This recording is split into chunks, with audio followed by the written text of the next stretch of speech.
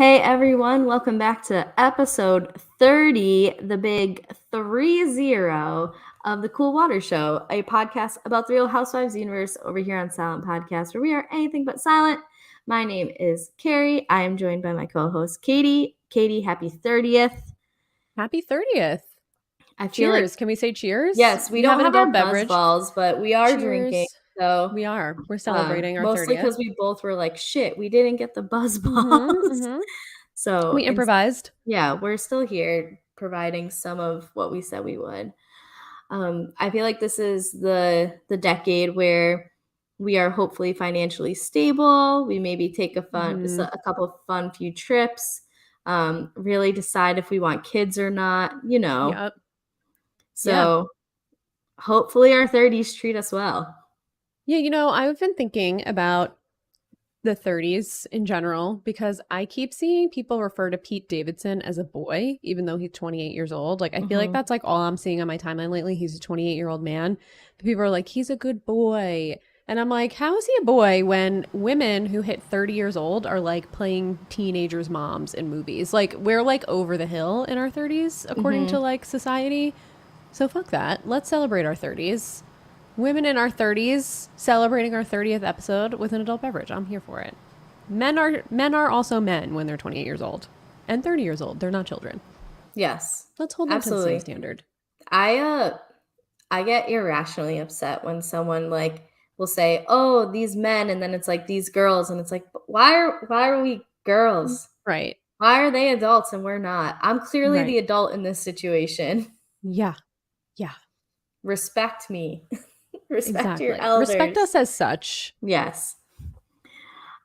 We are covering a lot of grounds, and so we haven't been here for 2 weeks, but we are back better than ever, and we have decided we're going straight vibes. So if you're here for episode recaps, episode 30 is not for you, but instead, if you want a lot of free-flowing conversation about these three main topics, we're here for you. Yeah.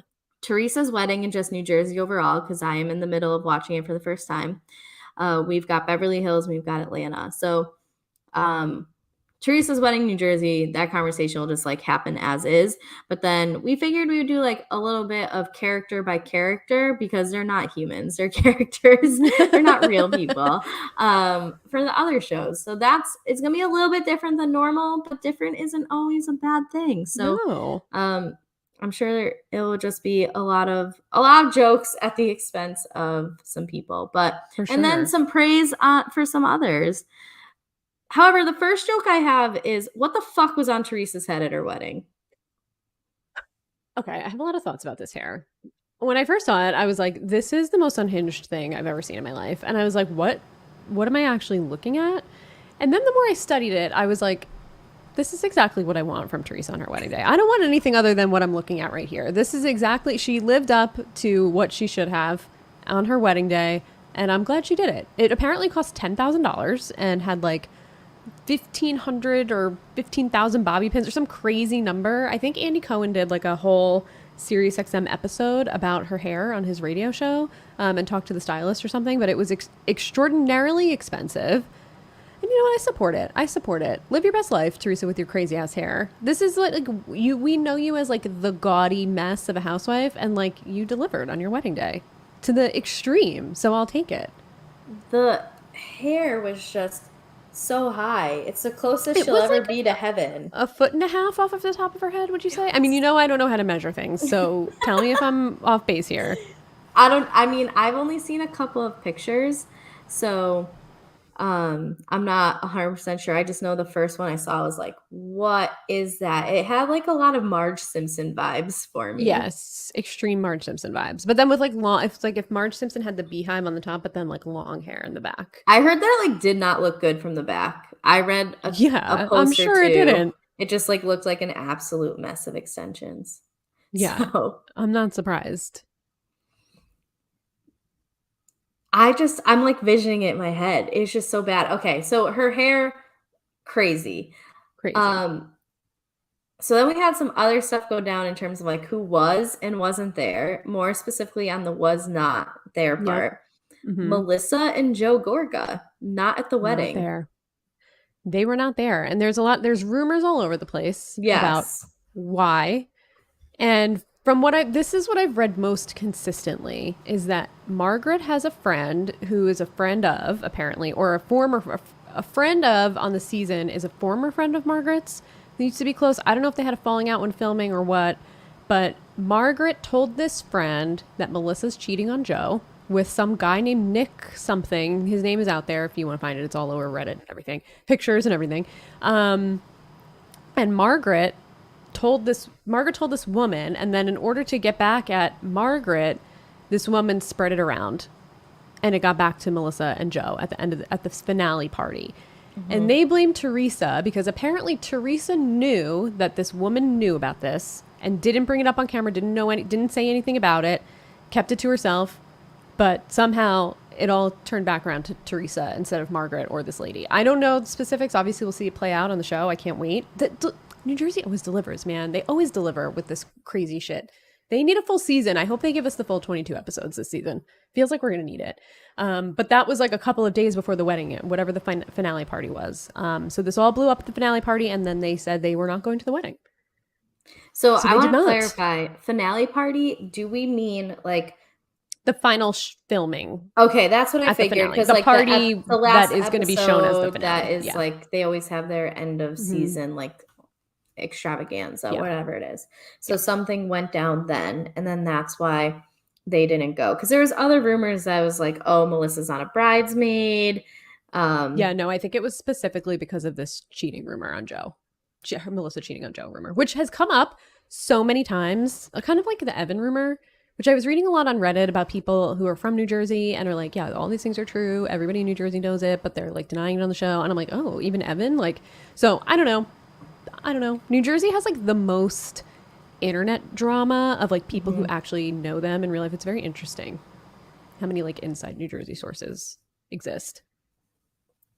Watching from season, so I'm at the end of season 3. I have like 15 minutes left of the season 3 reunion. And so this is Melissa's first season. Quite frankly, I don't blame her for cheating on Joe because Joe is disgusting. He's horrible. Joe is awful. I mean, I was like uncomfortable. I can't remember if I watched it yesterday, day before. There's been a lot of New Jersey in my life over the last few days. Listen, I'm ready to start it all over again. Even though I just watched it during COVID, I'm like ready to start it all over again.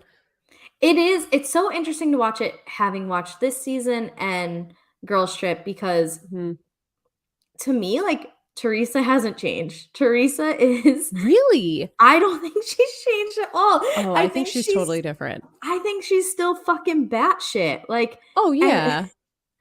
I don't know. To me, like, oh, we're in tacos tonight. Hell yeah! Sorry, Brett just texted me. That's the roommate. He's like, when you get a minute, text me what you want. Cool. So she's, I don't know, like, to me, like, we saw it in this season where there was shit where like she just took it the wrong way or took it too far, or someone else can't do something but then she can do the same thing and it's not an issue. And she's been doing that shit since literally season 1. Like, to me, she is the most consistent housewife that I've seen in at least her first 3 seasons, and then the most recent. It's the same mess over and over. And I just don't know, because I know that you've said, like, a lot of these people are making their money because of Teresa, but at the same time, like, I feel like they deserve to make their money because of Teresa, because if you have to deal with that day in and day out, that, like, you can't get rid of her because she is the perfect person for this type of show, because she's never wrong, and she will turn it on you, and she will, like, everybody else just gives up in a way. And I feel like in this season that we just saw, like, Margaret was like, that's it. I'm not just like letting her get away with it. Because there was a point where I remember they were in Nashville in the house, and Joe and Melissa were like, she's like this, like, even the apology with like the dig at you is still better than what she would have done, or it's like she gets away with it. time and time again. And you have like I can understand why we can't get rid of her, but I'm sitting there thinking like she's crazy. Like she's not Oh, crazy. she's That's bad. absolutely, she's out of It's her mind. Well, she's like, it's just you like know, she has over the top and wild. her reality is out on Pluto. Like she Totally. is just so far removed from what I think like a sensible person sees in reality. And I don't know. It's just I don't know. I'm just sitting there bewildered time and time again. And like we're getting to the point where like the Manzos are now flipping on her. Jacqueline's Mhm. apparently flipping on her. Um, just like her approach to Kathy. What's your opinion on Kathy, by the way? I hate everybody in the Gorga family that's not Teresa. So that's where Oh, I'm at okay. with Kathy. Yeah. Okay. Hmm. Hmm. I I don't this is okay.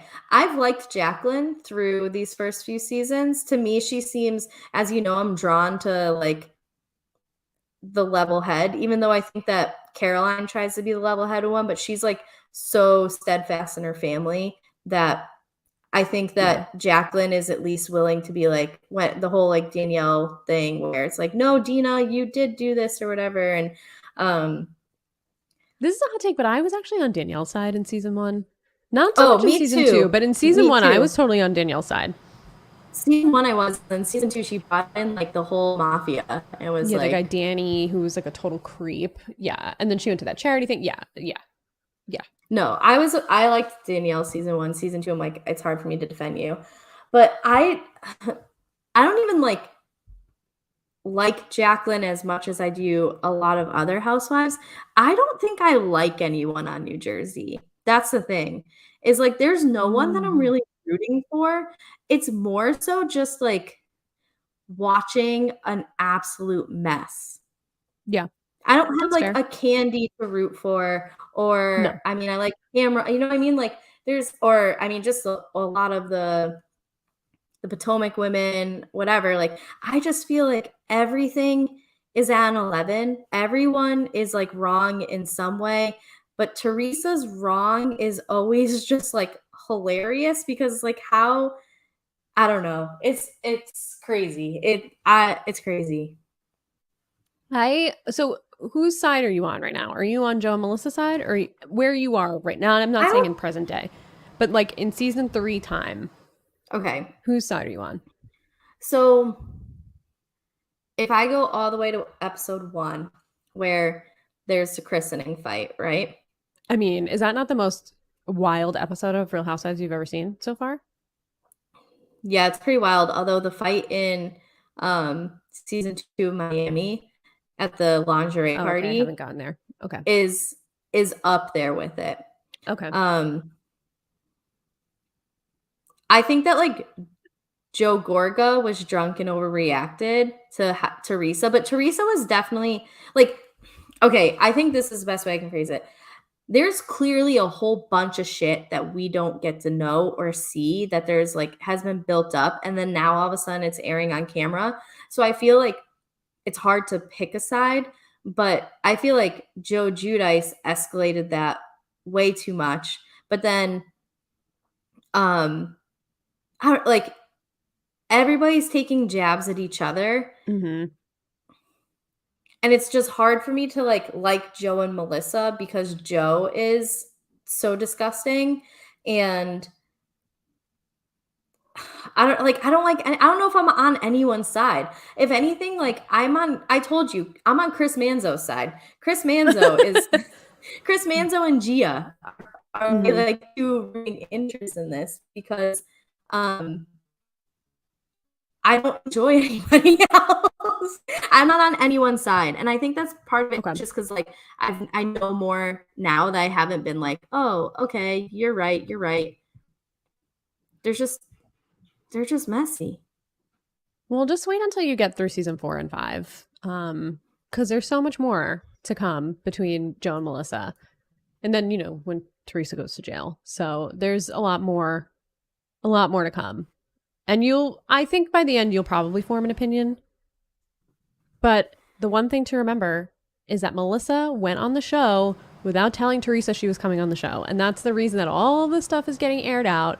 Melissa and Joe are conniving and they're slimy, and they went behind Teresa's back to get on the show.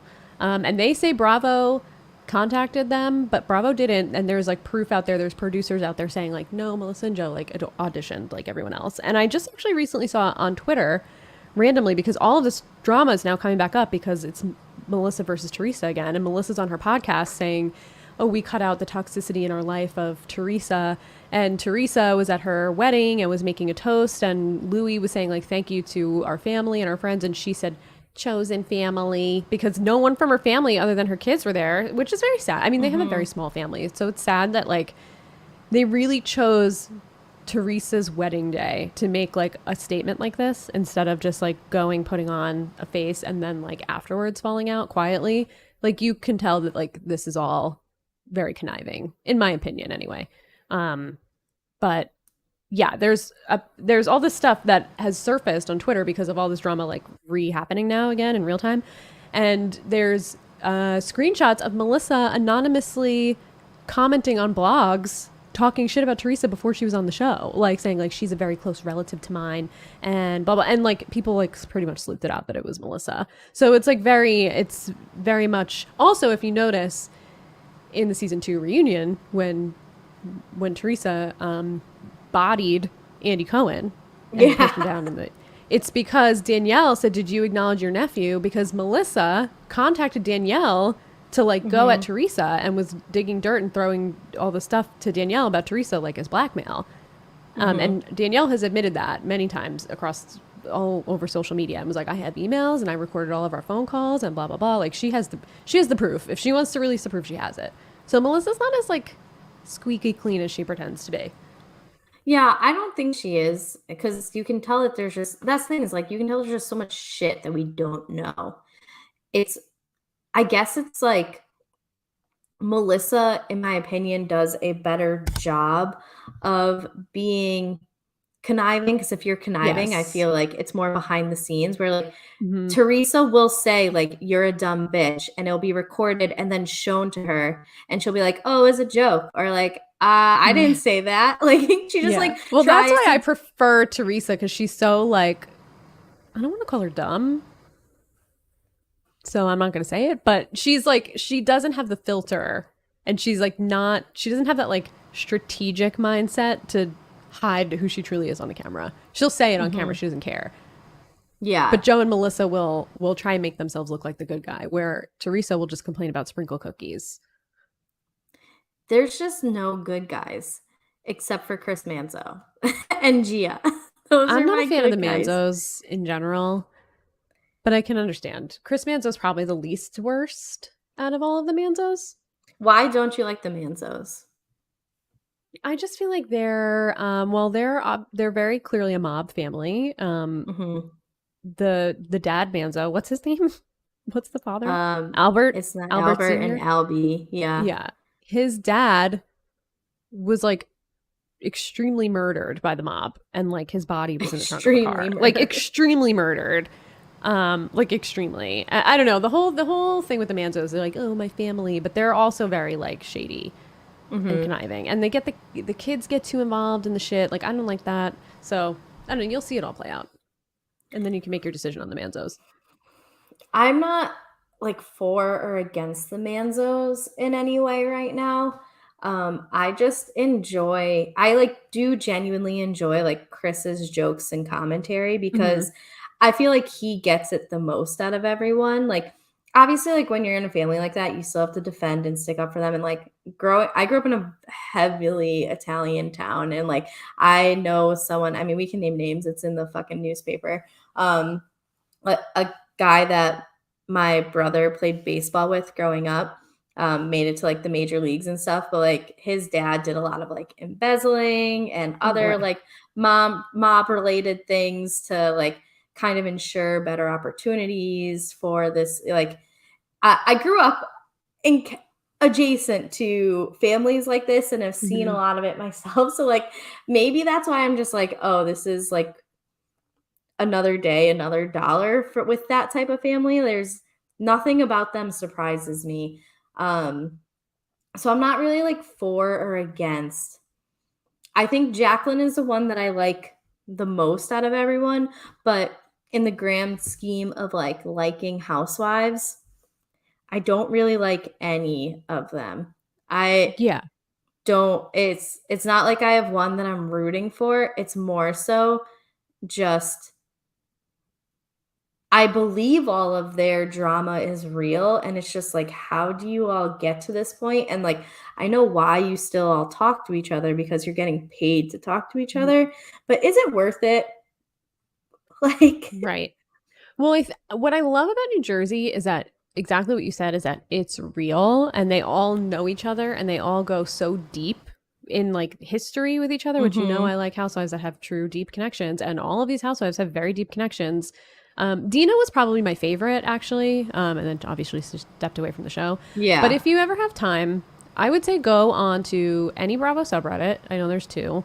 Mhm. I prefer Bravo Real Housewives, but just search the New Jersey tag and you will find so much like stuff they've never aired on the show, but is like well known, like documents about Joe Gorga and like all of this stuff that never gets shown, that it's just so deep rooted in like New Jersey that it's just like the wealth that they could have shown and they didn't is wild. Especially with like what happened to Dina and like having a mob hit out on her from the guy who owns the brownstone with with Caroline's husband. It's like Wait, wildness. what?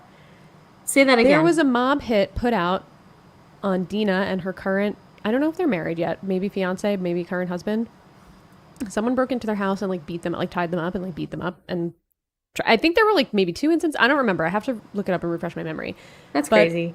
her ex husband is Albert's brother. So the Dina Manzo and Caroline Manzo Our are sisters. sisters, and they're married to brothers. So Albert Oh, and Dina's husband are brothers. okay. So that's why Chris, Jacqueline's husband, is a Larita because that's their brother. That's their maiden name. They're both married to brothers. Dina got divorced from the Manzo brother, and she's with this other guy. And the Manzo brother put a hit out on the guy, and Dina got beat up. And the exchange was that he would give them a discounted wedding at the Brownstone in New Jersey. You know the Brownstone. Mhm. And they found out that it was him. And Caroline Manzo wrote a character statement for Dina's ex-husband, the brother of Albert Manzo, who tried to murder his sister. Like, this is crazy. She was writing a character statement in defense of the man who tried to get her sister murdered. Like, that's recent. Like, this is within the last, like, 4 years, maybe? About 3 years? This is all very recent. So Wow. it's wild. I'm Whatever now goes on like in New Jersey, it's wild. I'm more excited to finish now just so I can like go and read all the stuff that they don't Yeah. show. Well, that I feel like you could read now and that won't spoil Yeah. anything for you because that's not really related to the show. That's off the show, but stuff that Mhm. happened with people on the show. But yeah, there's just craziness all over the place. There's also a blog called the Fame Horgas, like the Gorgas, Okay, I was and trying that to is a find deep, this. yeah. Search it on Reddit. They link it all the time there, and that's something you really need to deep dive in because that like exposes everything about Joe and Melissa. Okay, yeah, I definitely because I knew that you had mentioned it and I was like, I don't know how to go about searching this like blog about Joe and Melissa and I just like wasn't finding. But Yeah, the okay, Fame good to know. Horgas. Mm-hmm. Mm-hmm.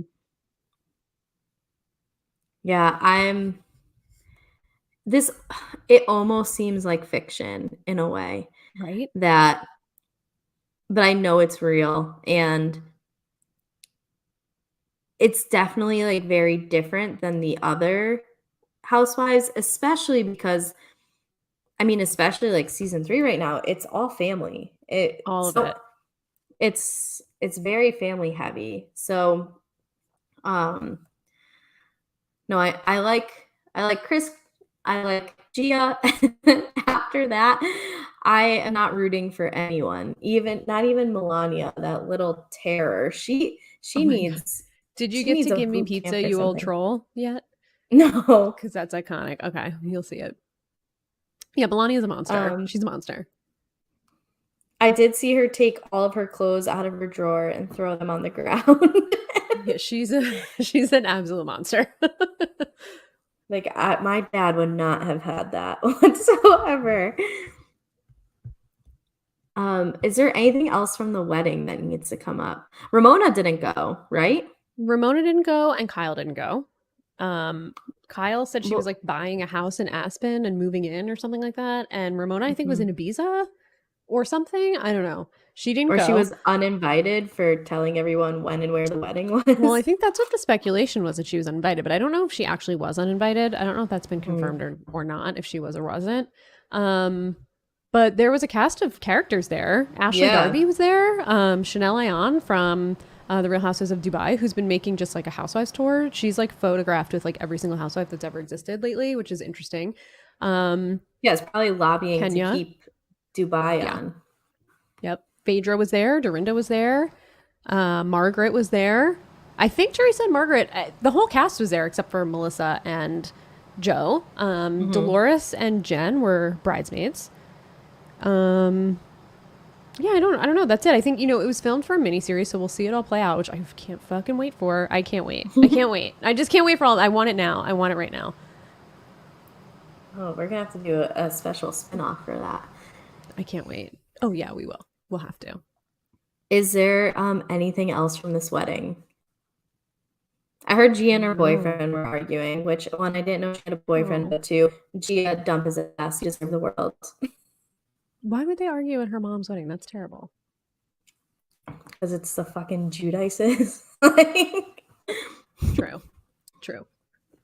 I would be more surprised if there weren't arguments at the wedding. It's a good point. It's a good point. So, all right. Well, We have a lot to look forward Teresa, to.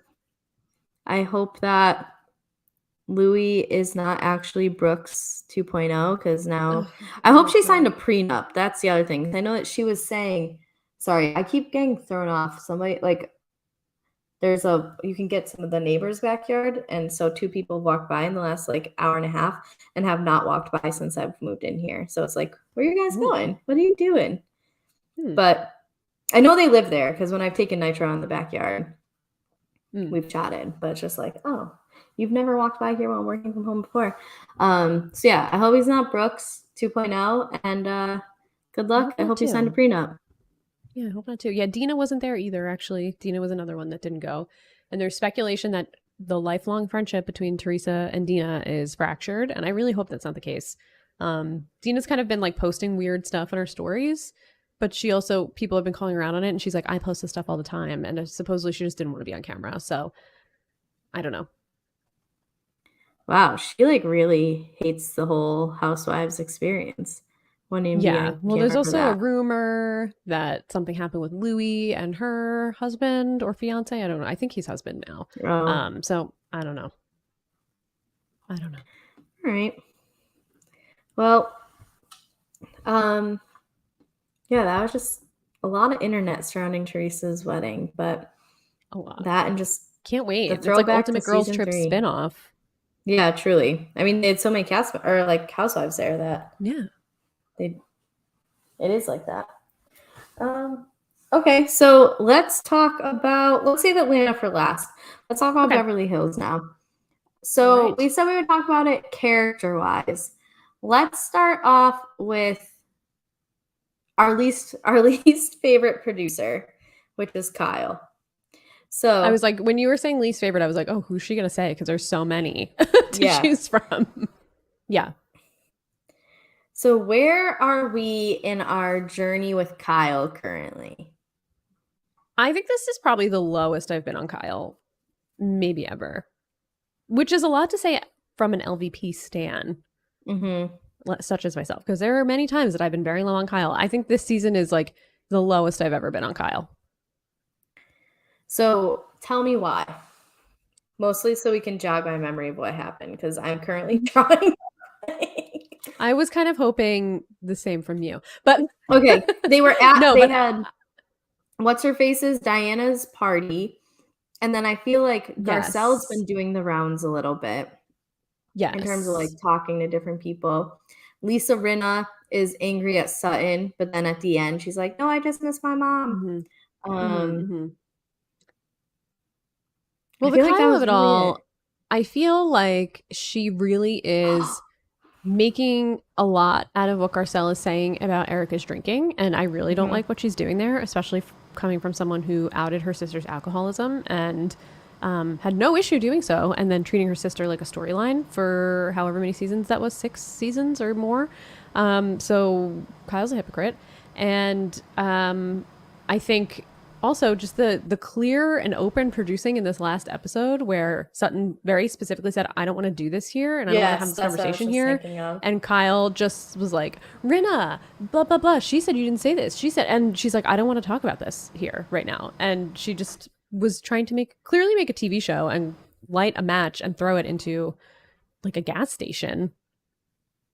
I need someone to just really come at Kyle. Like, So do I.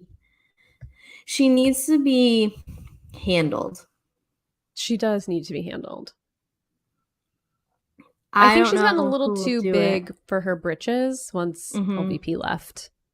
And she has Yeah. this whole alliance with her to back her up, and they'll never go against each other. So it just feels like she's just doing the most because she knows no one is gonna do anything about it, and she has Mhm. these 2 other people or 3 other people or 4 other people to back her up. Yeah, I specifically remember being like, "Oh, fuck her," when Yeah, she pulled the whole conversation between across the table, especially when it's not just them either. it's Like, for so embarrassing. Sutton, given, like, yeah, it's gonna be on television, whatever, but in the moment, when you're like, "I please don't wanna talk about this," there's these guests who are just sitting there, like, watching this whole train wreck happen that doesn't need to happen right here. It Right. just does not, and you know that when you give Rinna an inch, she's gonna take a mile with the dramatics. Yep. Yep. 1,000%. I think it was Sutton a couple of episodes ago that said that Lisa Rinna is just a soap opera actress, like in her blood. I don't know exactly what she said, but like deep down inside, that is just who she is, and you'll Mhm, never get that out of her. And she's absolutely right. Like Rinna is just a mess. Andy mhm. Cohen actually called Rinna on her social media activity when she was on Watch What Happens Live recently, and he was like, "I called Candace from Potomac a disaster." He was like, "You're like a double disaster. Like you have to get it together." And she's like, "I know, I'm the worst." She's so annoying. Her fake voice, everything about her is annoying. I did I see something in addition that was like, as much as she is a mess, Andy was like, "We can't get rid of her." Was that true, or am I just making that up? I don't I I think hope I'm making that up. I have a feeling this might be Rinna's last season because she really doesn't have a storyline. I mean, her mom dying is her storyline. Yeah, but even that they're like not focusing very much on. Yeah. So I think she's really just doing the most online to stay on the show. And I think her and Erica, I just feel like they're such clear villains that I can't see how we could just keep on with the cast this way. 1, there's too many, and 2, there's nothing like to me, they're not bringing anything that is truly worth watching. No, they're not. That if you miss an episode that you can't watch the next one and be like, "Oh, okay, they're repeating the same exact things that they did from last week." Like, everything gets dragged out. We need some spice up your life in Mm-hmm. here. So, I'm I hope she's gone. I just don't think that she will be. I've been saying it season after season that these people need to go, and then they always come back. So I'm not going to get my hopes up. But I really think Rinna is the one that needs to just be gone. Like, I think she needs to be gone. Also, this season's just been weird in general because there's been a lot of COVID. I Mhm. guess they were filming during the holidays where Omicron was really spiking. Surging. Yeah, Yeah. And everyone so, like, got there have it been episodes essentially. that, like, yeah, like chunks of like the group have not been in like certain social situations. So it's like really hard to keep up with feels like nothing's going on. And then anything that is Nothing going on, is it's hard to going keep up on. with. Other than The only Asher thing that's going singing, on is promoting his music. Sutton being, like, turned into the enemy is really what it is, Yeah. like, that's this season's storyline, so we're done with Kyle. Rinna is still a mess, and I'm not gonna lie to you, so I missed 3 episodes, um, so I watched all 3 on Saturday, but I fell asleep for maybe 20 minutes of the second one, which was Okay. specifically when Rinna and Sutton had their like I argument actually fell before. asleep during that too. Oh When they were at shit. Rinna's house. Yes. Yeah, I actually fell asleep during that too. So I don't really know what happened there other than Rinna telling Sutton to get the fuck out of her house, basically. Yeah, Or and basically saying, fuck you, get out of my house. yeah, and Sutton doesn't take things like that well. She'll No, run she with doesn't. something like that. I did think that Sutton kind of ate Lisa up, though, at that dinner in the Oh, fight. When Sutton's like, yeah. here's the rule book, and I was like, yeah, she's just making a fool out of Rinna. Rinna's screaming like a maniac. I mean, she's a maniac. I just hate that every time I'm driving and there's birds, I'm like, "Sup, Lois?" And it's her fault. I literally call any bird I see Lois now. I like that. That's the only thing she's added to my life. No, I don't know if I was ever in on Rinna, but truly, this is kind of like New York City-ish to me in a way where we are exhausting these women and not in a way where like, oh, Yeah. they're tired. It's like, no, I'm tired of watching them. We Yes. do need to shake this up. Agreed. David in the chat says Rinna told her she will fucking hunt her down. I mean, So there you go. Lisa Rinna All does over not. this Elton John charity thing, which there was a scene that they cut from the episode where she said that Lisa Rinna said that Harry Hamlin never even wanted an additional thank you from Garcelle. Rinna Mhm. wanted the thank you. And Garcelle was like, I'm glad that you said that because I text Harry and said thank you, blah, blah, blah, because of all of this. But she was upset with Sutton, I guess, for bringing Harry into it. And she's like, you're actually the one that brought Harry into it because of the bolognese, which I can't believe we're still talking about the sauce. Like, this is really what we're talking about still over a year later. Like, I just can't with these seasons anymore. Yeah, I'm tired of Rinna. Let's move to Sutton since she's most closely tied to Rinna over these last few episodes, I would say. Maybe besides Erica. But I saw something, and this ties to Garcelle, is that Cherie said that she thinks that the other women don't try to connect with Garcelle because Garcelle is so close with Sutton. Yeah, and I think she was agreeing with what Erica said to Garcelle about Sutton being a liability for her. Mm-hmm. I mean, I obviously don't know these people in real life. Nothing that Sutton has done on this show that I've seen is so offensive that it should cause other people to not get close to Garcelle because she's friends with Sutton. Mm-hmm. Like, it feels to me like they have their Fox Force 4 now because Tenny Mellencamp, thank God, is off the show. Or maybe they are the Fox Force 5 because they have Diana now in the mix. And they all decided Sutton's the enemy again. She was the enemy last season. She's the enemy again. And they're just going to pile on her for every single thing that she says and does. That's what it feels like to me. She's quirky. Yes, she's different. She's a little weird. Is that the worst thing in the world? Is it worth like crucifying her every single episode? I don't think so. And we know that the women that we're talking about don't give a fuck about like the racist component of things that have been brought up. Not at all. Not at all. Not at all. So, for whatever reason why they don't like Sutton, it could also be, I mean, not that they're all not rich, but like Sutton's got money. Like, she seems to be able to do what she wants, and I don't know. So it's hard because like I feel bad for her in a way, but at the same time, we saw what her daughter's friend said on Yeah. TikTok about the racism, and it's Yeah. hard to defend someone in 2021, 2020, whenever it was filmed, of like, I don't see color. But I don't know if you have people like this in your life. I can say I'm like adjacent. So I'm like in a group chat and there's like two girls of, I should say women, not girls, because we are women. We talked about this earlier. It's a 10-woman group chat. There are two that I like fuck with, and the rest is. Ooh, that's a lot of people that you don't fuck with in one I'm group chat. not the best at like getting along with people. I'm quite picky. Same. I'd rather have a small circle than pretend. And there have been a few in there who have said some pretty problematic things. And so none of the ones that I fuck with though. And I've talked to a few people, I'm like, do I stay in this group chat? Because I also feel like at least one of them just like doesn't know better, like Mhm. raised by and like considers herself liberal, raised by a racist dad, like lives in Pennsylvania, like Oof. yeah, type of thing where it's like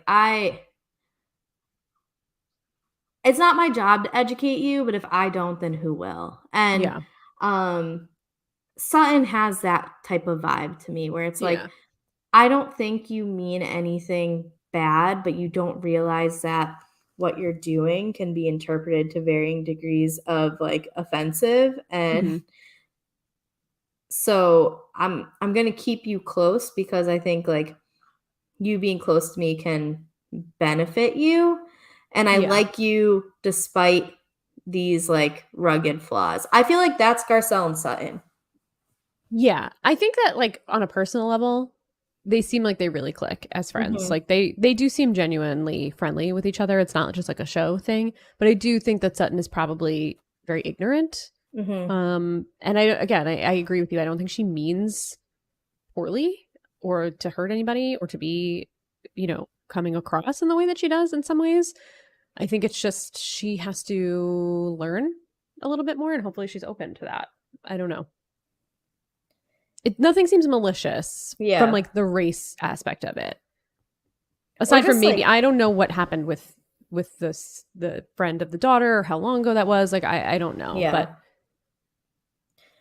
The only thing that seemed malicious to me from her was the whole Diana, like, "Oh, I thought you're on bed rest. Like, why are you here?" yeah, type no, of that thing. was Like, there yeah. was no need.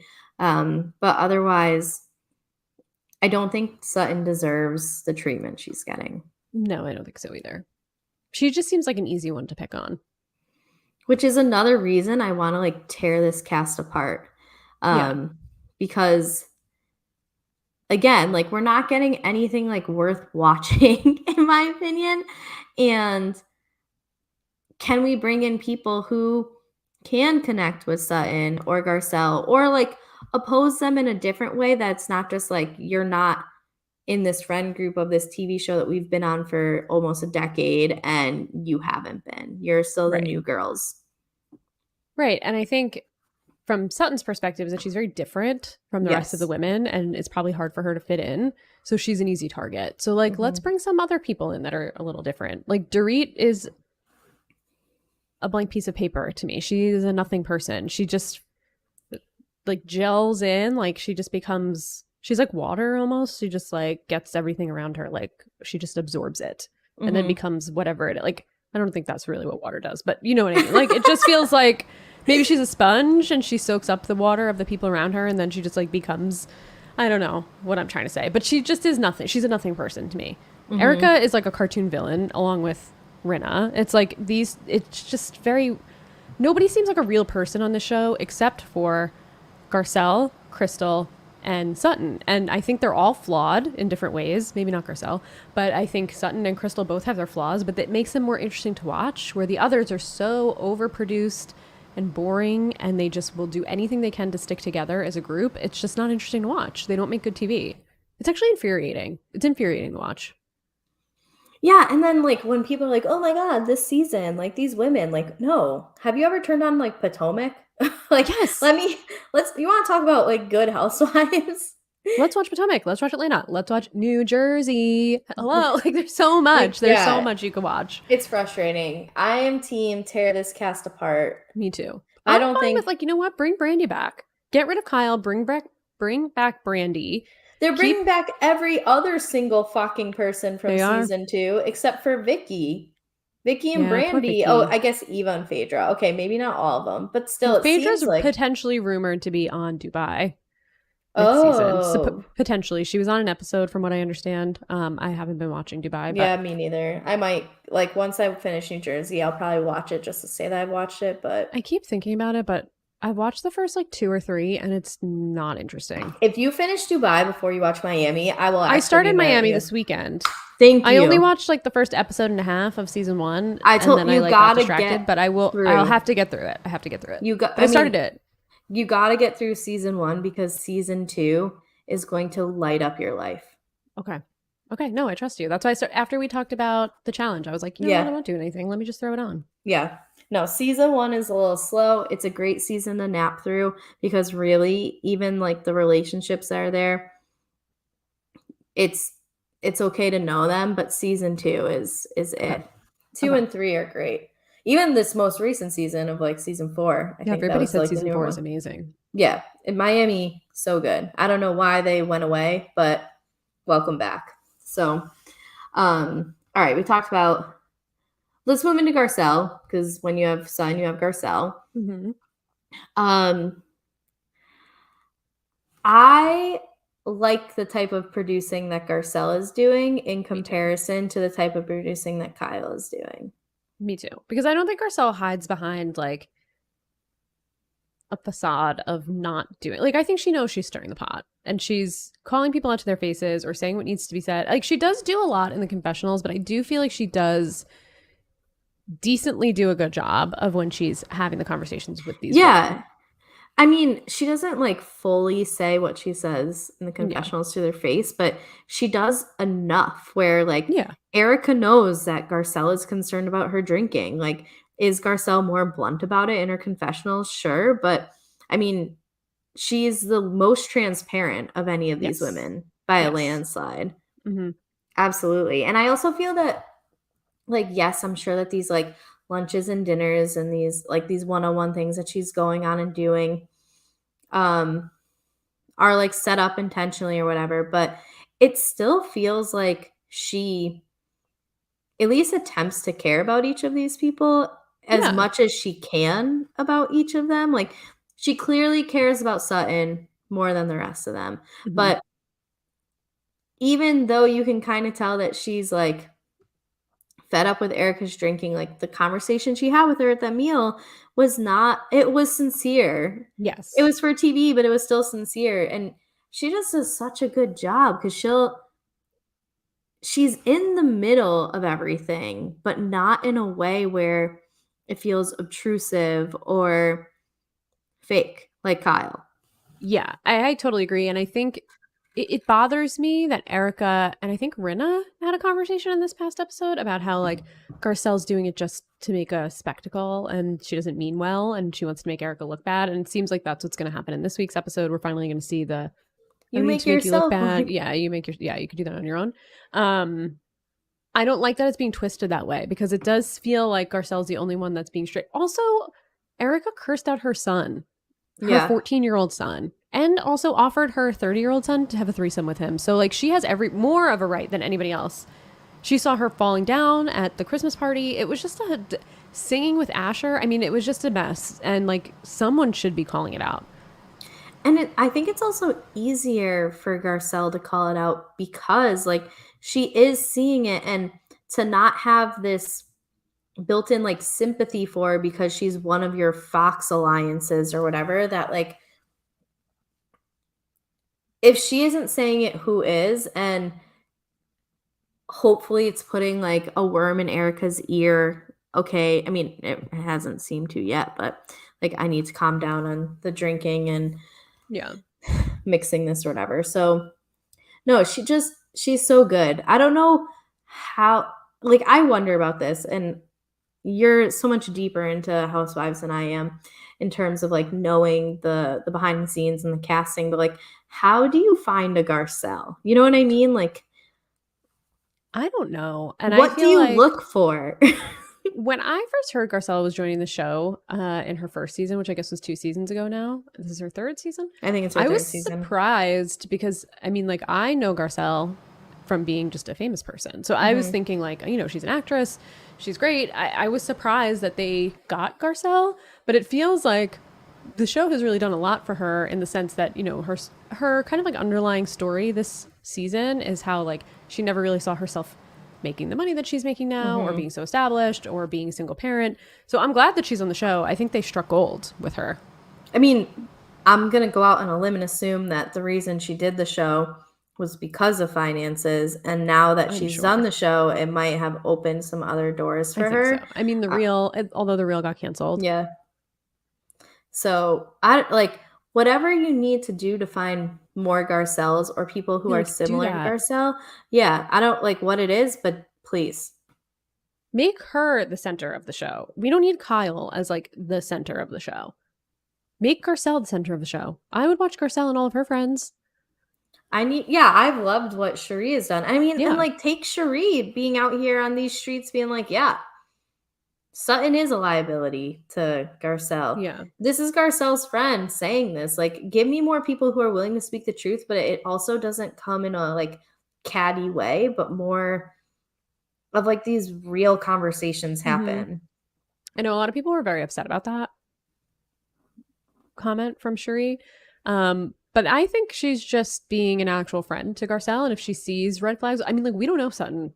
So I don't think like we as viewers should have this blind loyalty to Sutton just because we hate these other women so much. Because I really Mhm. think that's what it is. Like, if it was Sutton and like a bunch of other housewives that we liked, we'd probably hate Sutton. But because she's like the best of what we have outside of Garcelle, like we're on her side because she's getting just piled on by all Mhm. these women that we're just like automatically on the underdog. It's kind of like if you watch Big Brother and no matter who the underdog is, like typically you root for them, except for this season, because I mean, the people we are rooting for started as underdogs and now they're not.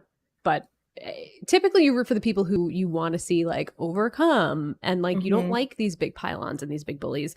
Not that anybody on the show is necessarily a bully outside of Lisa Rinna, but um that's why I think we all have a soft spot in our hearts for Sutton. But I think if she were on the other side of things and she was like in the Fox Force 5 or whatever, we'd probably hate her. Yeah. No, I agree with that entirely. Let's talk about the last person on the outs, which is Crystal. And we haven't gotten a lot from Crystal except in these few episodes that we haven't Mm-hmm. talked about yet. Except really for like her talking to her husband about the women like kind of pushing for her to seek treatment for her Yeah. eating disorder, and her saying like, I want to do it for me, not for them. And um I don't do you think we're gonna get Crystal back in another season? I feel like it's hard with 8 people. First of all, like It why is. you have 43 minutes a week to try and show 8 people. That's 5 minutes per person. Like given yes, they're in groups and stuff or whatever, but still like that's a lot to try and showcase. And I feel like Crystal isn't getting any opportunities in this season to be um how do I want to phrase it? Because it's not positive. Because I don't want to like put any shame on her eating disorder. That's not what I'm going for. But like No. beginning of the season, we were rehashing stuff from last season and like Mm-hmm. her choice of words and the women thinking that like she's too dramatic in how she says things and all that. And then the story for Crystal has shifted to her eating disorder. And I appreciate her being like open and vocal about it for the women who need to see that like it's not just me. And like a beautiful woman like Crystal, who is married to this very successful man and is running a great family, like as all worth seeing. But Yeah. she hasn't had, and maybe like an uplifting moment yet. You know what I mean? Like she hasn't had the opportunity to either like be the hero of her own story Mm-hmm. or of the story or just kind of be like an alpha in any way Yeah. or have control of stuff. I feel like she's just kind of like been swept up in like the undercurrent of this season, and that's unfortunate because like I think she has more to offer, but I think also these women see her as like a child. Well, I think that's part of the problem. I think that they treat her like she's a child, and I think we don't get enough of her connecting with the group outside of these moments of conflict that she has, whether it's with Sutton in the beginning or it's, you know, them all approaching her about her social media post about her eating disorder and then discussing it very, and I agree with Sutton. I don't think that was coming from a place of concern. It felt like they were gossiping about Mhm. her. And I'm glad that Sutton had that conversation with her. I want to see Crystal. I want to just get to know Crystal a little more. And I feel like we really haven't. So I don't know if we'll get a third season of Crystal. I would like to. I think they need to cut down some of these Fox forces. Diana, go. Rinna, go. Erica, go. Keep Sutton. I mean, Kyle, go, please. Keep Sutton, Garcelle, Crystal. If you want to keep one of the other ones, fine. Whoever is like the most ingrained in that. But like, we need some kind of a refresh. And I would like to see Crystal be a part of it because I think Yeah. she's interesting. I like her confessionals. I like, she seems pretty chill. I like her. Dude, I would pay a decent amount of money to have like Crystal's dumplings. They look so good. Every time she's cooking, I want to eat or drink whatever it is she's making on the show. Yeah, That's she's all I like the want. group bartender too. Yes. So Make me a cocktail, Crystal, please, or teach me how to make one. I guess I could just look at her Instagram. yeah, I feel like she has like the most opportunity to like to grow more within the show. Um I just feel like she's always the reaction of something. She's never the like Yeah. not the cause. She isn't going to be at the forefront of it. And so I'm hoping that that happens for her this season. I don't know if it will. But I also like that she is being open about her eating disorder Yeah. because again, we've seen it now with Jackie from New Jersey and this and um, just like it's nice to see that just because I don't want to say it's nice, but it's I appreciate seeing like okay, just because you're rich and have money doesn't mean that you don't deal with shit that us in Yeah. the lower tax brackets don't also Totally. deal with. Totally. I agree. All right. Also, Erica deserved to be more raked over the coals for that. Yeah, that like nothing came That of that really. nothing. And like, you're really telling this one. This is another form of having an eating disorder, Erica. Like, these flat tummy teas are essentially just like laxatives. It's the same thing. Yeah. It's just, yeah, that was so disgusting of her. Well, to let's say. talk about Erica because we haven't yet. Does she think that people are going to do business with her and her hairline? Like what? I don't know. I don't even know what to say. I don't even know what to say. She's like, to me, she's becoming a character or a caricature of herself where she's like, I'm going to be a dominatrix and I love dick. It's like, okay, this is like, you're not a real person. Yeah. What is this character you're giving us? You're not a real person. No, absolutely. I agree with you 100%. And then just like the like add on the drinking and how she knows she's a mess and there's nothing really like redeeming about her right now. Nothing. She's like a supervillain. She could use this platform in such a different way to like start her redemption arc, if you will. Like, oh hey, I'm starting this hairline, but like 40% of the profits I make are going to be donated to blah blah blah. The victims Yeah, of like the plane crash that never got their money from my husband. but instead she's like, no, I'm going to make enough money so that I can afford all like the private jet I used to have and all this stuff. Like, girl, you should just be worried about not going to jail. That's really what it is. And I don't know, to me it's frustrating because like here it is, like a white woman of privilege who may escape all of the legal wrath of what's coming. And instead of like trying to be like, yeah, this whole situation's fucked up and let me like try to do the best that I can, is being like a drunk mess on TV and really trying to make sure that she can like afford a Cartier ring after this or whatever. Yeah, I don't even know. Like, the lack of humility from Erica, it's just like, it's so off-putting that it's just hard to watch her on television. And her friends are enabling her, which is 1,000%. She's going through so much. She deserves to let loose and have fun. It's like, what is she going through? Exactly. She's right. lying and she's not taking any accountability for anything. She's not showing any remorse. She's just basically making it about her. Like, she is a victim of what's going on when she clearly was profiting off of it for however many years her husband was doing this. Plus, her name is all over these lawsuits and these documents. Like, that's the other thing is like, I'm very surprised we're not talking about the lawsuits other than Erica in the confessionals being like, I'm poor now, which like, no, you're not actually. You're not. You probably make a really good salary on the show. So let's relax. And you probably have other money coming in from other places. So let's not get it twisted. You're not poor. I've wondered this, and I could obviously just Google it, but like, do we know how much these women make? Some of them. Let's see if I can Google it. I don't think we need to give Erica any more attention because she's just like sucked this season and $600,000 a season. a season. So you're not poor, bitch. Okay, you're not poor. That's crazy. Yeah. And when you have 8 cast members, that's so much money to pour into like a below mediocre season. Yeah.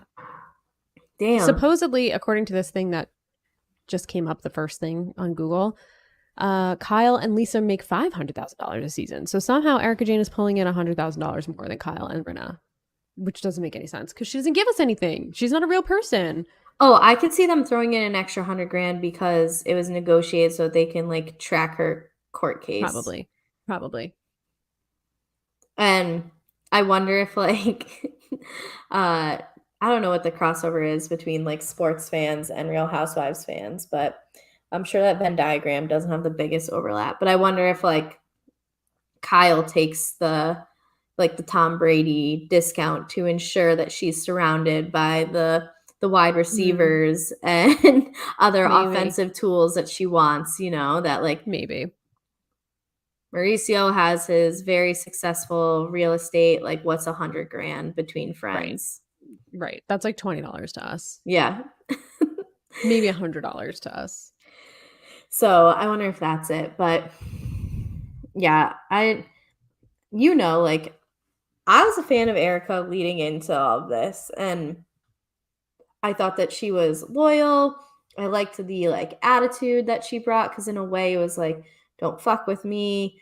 I've been through my shit. Yeah, I'm married to someone who's X amount older, but like this is what I want, whatever. And now it's just like you see that this foundation was actually built very poorly. And she really just was upheld by the money that her husband was providing her. Yeah. No morality around it. So no, none.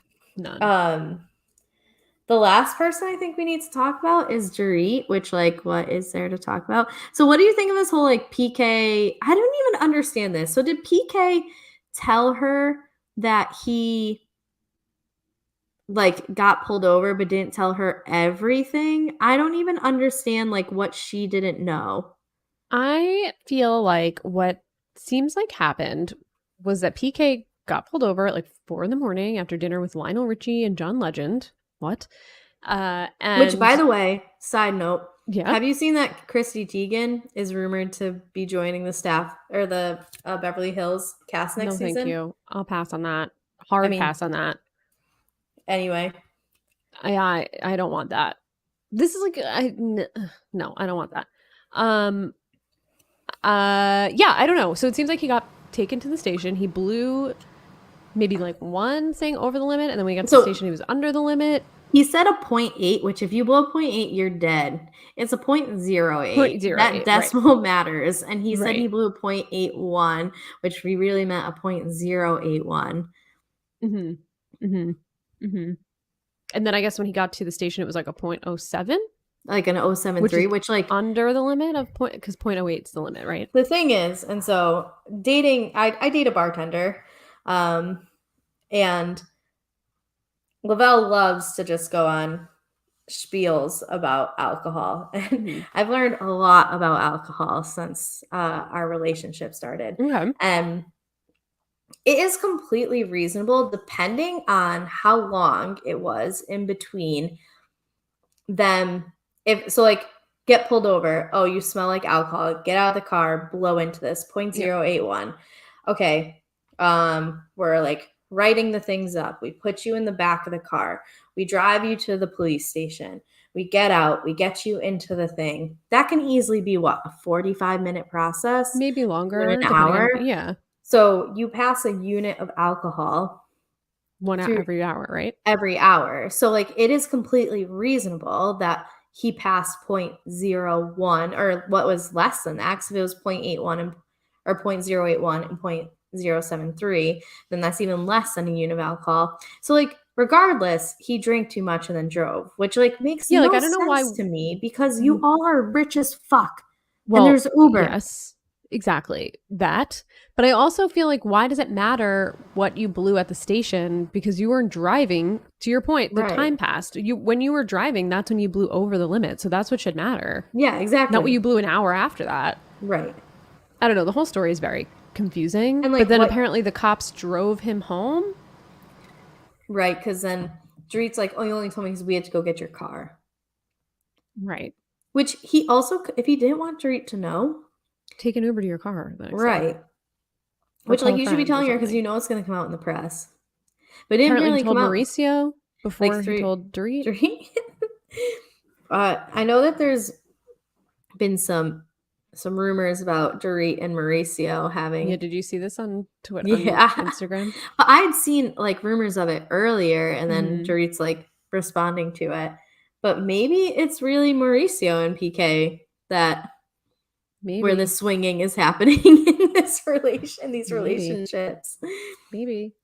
Yeah, that the person who posted that post of Dorit and Mauricio that Dorit responded Dorit and Mauricio that Dorit responded to was Dana Wilkie from season 2 of 25,000. Did you know 25,000 Oh, the with her sunglasses? sunglasses? Yeah. That's Mm-hmm. funny. Who was calling Kim Pam? Yeah. That's funny. I didn't realize Yeah. that's who it was. Mm-hmm. I knew it was someone, but I like didn't have it in me Yeah. to Google. Okay, that's funny. Yeah. Um But other than that, Dorit, I'm tired of Dorit. She's bringing me nothing. I don't care about PK. I don't care about her and Mauricio and Kyle and their bestie friendship. Like, I don't care. I think the only thing that Dorit has been good at this season is I wouldn't call her a voice of reason, but when we get like one or two lines from her in terms of like when they're talking about a situation, a lot of times Dorit has had the most reasonable thing to say. Mm. Like she's kind of like put things in a, at least in my opinion, a more realistic perspective um that kind of like reduces the dramatics of it. She's done that more than a handful of times this season, and it's just been like little one or two lines. When she goes on her Mm-hmm. tirades, it's a whole different thing, but like that's not something that there's other people who can do that and who might add a bit more excitement because again, she isn't bringing anything else besides like name brand stuff Yeah. and Melissa Etheridge. And homeless but not toothless. Oh, right. Important charity. Listen, people need healthcare, which includes dental care. But like, shouldn't we be trying to help the housing crisis in general? Like, wouldn't that be number one? I don't know. Who am I to say? Who am I to say? But I just feel like there's other things we could be doing. Yeah. Given I the don't housing know. crisis. I don't know. Also, Toothbrushes. the guy, the doctor, Yeah. what was the deal with the guy who was like, I have 9 kids? Because I was like, why did they even show that guy? Because he didn't come to the party. Was he in the episode or in the preview? He was in like a flash. She was like, oh, this guy's a character. And they did like a flashback of Oh, him I have no from like idea. a couple of days before. And he was like, I just found out that I have 9 children. And she's like, oh, you were a sperm donor. And he was like, Oh, yeah. right. I was like, I this don't is know. crazy. That was weird. So weird. And then they That just was kept weird. talking about Sharon Stone, but like Sharon Stone wasn't there. Sharon Stone knocked on my door. I don't even know what Dorit's voice sounds like. It's like, I was like, what is happening? This is so strange. And then Melissa Etheridge was there, but only sang one song. Like, I don't know what's going on. This was such a bizarre episode. And PK with the lights, that was crazy. The whole thing was crazy. Okay, I have to actually look up something regarding Sharon Stone. Sharon Stone, husband, maybe? I'm trying to think if this is who I'm thinking of. No, I guess not. I can't remember. Maybe it's Michelle Pfeiffer. Casamigos. My friend works for Casamigos, and With George Clooney? yeah. So, but Wait, does your friend know George Clooney? He's definitely like been on meetings. I don't know if they've met like face to face, but That's exciting. yeah. And so I just can't remember who it is because it's like George Clooney, and then there's his business partner, and the business partner is married to like a famous woman. And it was like maybe 5 years ago, they had their like company retreat at this woman's house. Cause my friend Matt was like name dropping her by first name. And my friend Johnny, and I knew he'd fall for it, was like, maybe it was I think it was like, oh, so Michelle, and then like, who's Michelle? And he's like, oh, Michelle Pfeiffer, but I don't know why I'm thinking Sharon Stone. Anyway, okay, never mind. So I was just trying to see if that's who it was, David E. Kelly that's who is Michelle Pfeiffer's husband. Oh, okay. No, I don't think that's okay. Who owns Casamigos? George Clooney. And then there's other people that no. Okay, I don't think it's that. I forget who the person was. I'll figure it out later. That's fine. Okay. Anything else you want to say about Beverly Hills overall? Oh, I do think we need to mention someone. We haven't even talked about Diana, but I don't give a fuck. So Oh, I was going to mention Kathy. But that's what I was going to say. We haven't talked about Kathy. I have nothing to say about Kathy on the show, but Kathy on Watch What Happens Live, did you see this? When she called Lizzo precious. Yeah. And then was like, oh, I just think she's precious. Like, as she's a precious person. That was But then like, everybody else's reaction didn't call her on her fucking blatant racism.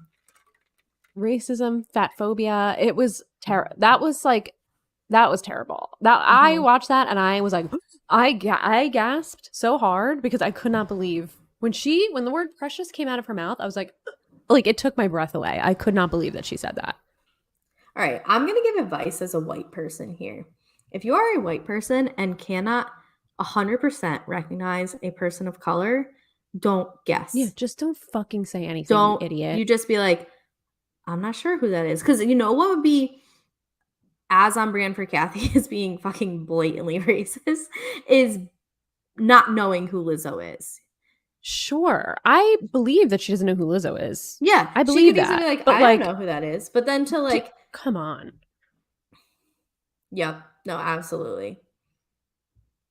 What a mess. I was watching Hot Ones with Lizzo. I don't watch Hot Ones because the guy weirds me out, but I saw Lizzo was on and I really genuinely enjoy Lizzo, especially in interviews.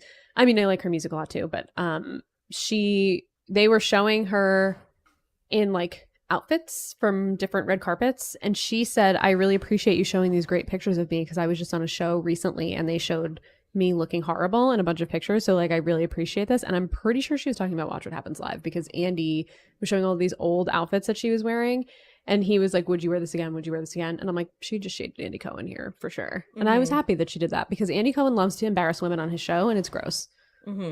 Like, you don't even deserve to be breathing the same air as Lizzo, Andy Cohen. Sorry. No, Lizzo is such like, this world has needed a Lizzo for so long. Yes. And we're lucky to be alive at the same time. We really are. Like, truly. Valencia says we don't all look the same, and 1,000%, like, Kathy is trash, racist trash, fatphobic trash, just trash in general.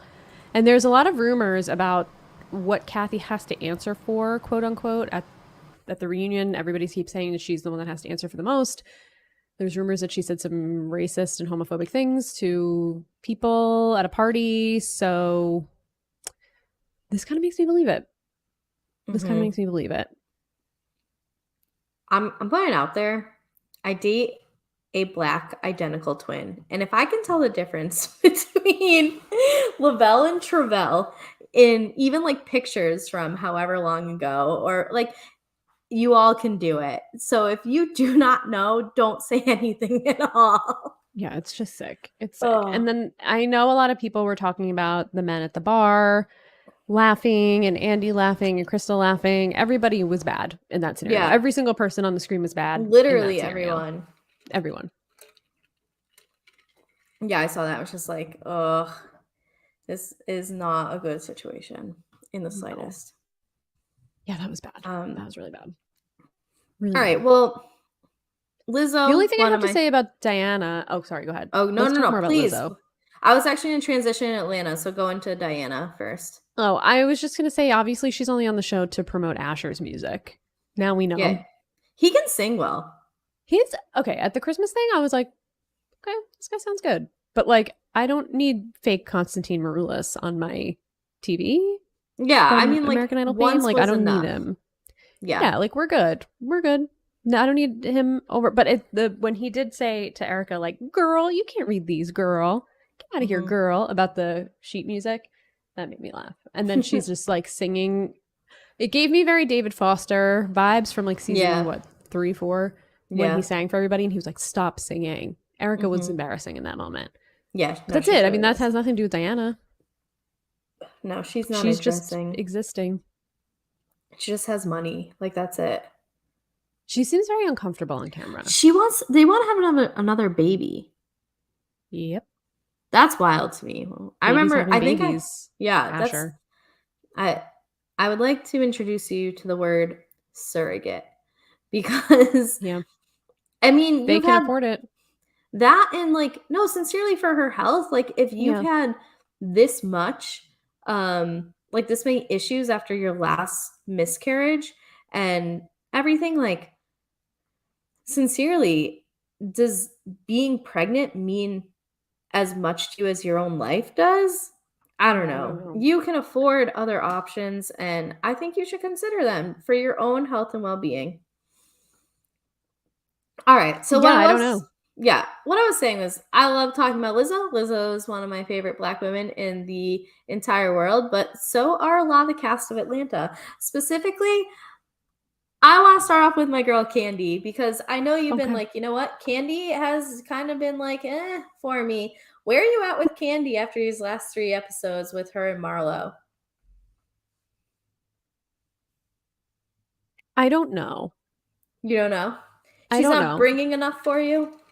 No, she's bringing it. I just don't know if I agree with where she's coming from. Like, I think it was fucked up for her to bring up Marlo's nephews. I don't think she should See, have done that. I I took it the same way Candy did of like, Marlo, who are you to be the one I agree questioning with Ralph that. right now?